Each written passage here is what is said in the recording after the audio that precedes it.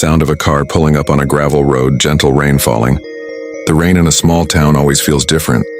Heavier, like it's trying to wash away secrets it knows it can't. My name is Detective Miles Corbin, and the town was called Havenwood. Ironic, given the reason I was there. The call came in at 6 a.m. A local shopkeeper, a kindly old man named Arthur Penhaligon, was found dead in his antique store.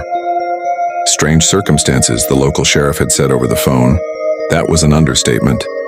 Arthur was slumped over a priceless 18th century writing desk. Not a mark on him, but his face was frozen in a look of pure, unadulterated terror. The strangest part? Every clock in the shop, and there were dozens, had stopped at exactly 3:13 a.m. Sound of a ticking clock which abruptly stops. For the next 3 days, I felt like I was chasing ghosts. Havenwood was a postcard town, but beneath the surface, it was a hornet's nest of grudges and whispered scandals. I started with the obvious suspects. First, there was the town's mayor, a man with a smile as wide as his debts who owed Arthur a small fortune. He had a rock-solid alibi, of course, a late-night town council meeting that supposedly ran until 4 a.m. But I saw the way his eye twitched when I mentioned the money. Then there was the bitter rival, another antique dealer from the next town over. She'd been trying to buy Arthur's prime location for years. Her motive was clear as day. Her alibi? She claimed she was at home, sick with the flu. Her husband backed her up, but they both reeked of desperation. Even Arthur's own niece, his sole heir, seemed a little too eager to inherit the shop. She said she was at a friend's house watching movies all night. But when I pressed for details, her story started to unravel like a cheap sweater. Everyone had a motive, everyone had an alibi. It was a perfect, infuriating circle of lies. The whole town was a suspect, and I was getting nowhere. I felt like they were all in on it, a silent conspiracy to protect one of their own.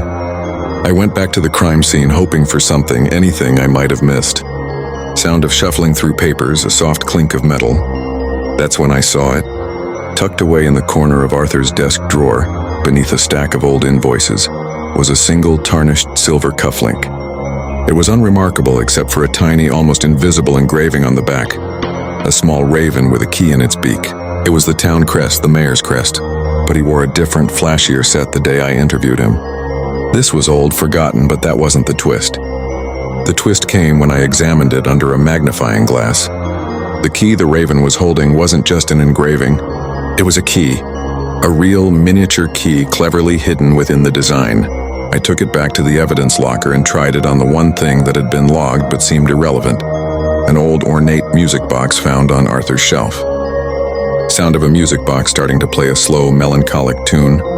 It opened. Inside there was no ballerina, just a ledger, Arthur's real ledger. It turned out the kind old shopkeeper was the town's unofficial banker, a loan shark for Havenwood's elite. The pages were filled with the mayor's gambling debts, the rival's failing business loans, the niece's secret spending habits.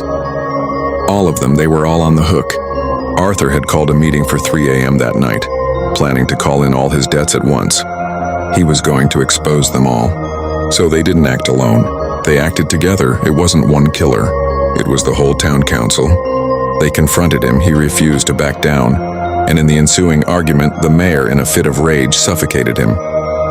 The stopped clocks, a bit of theatrical misdirection by the rival antique dealer, a woman who knew her history. The cufflink wasn't dropped by the killer. It was planted by Arthur. Before they arrived, a final silent clue from beyond the grave pointing not just to one person but to the deep, dark secret the whole town was trying to bury. Music box tune fades out, sound of rain returns. They say every town has its secrets. In Havenwood, the secrets were the town, and they were willing to kill to keep them.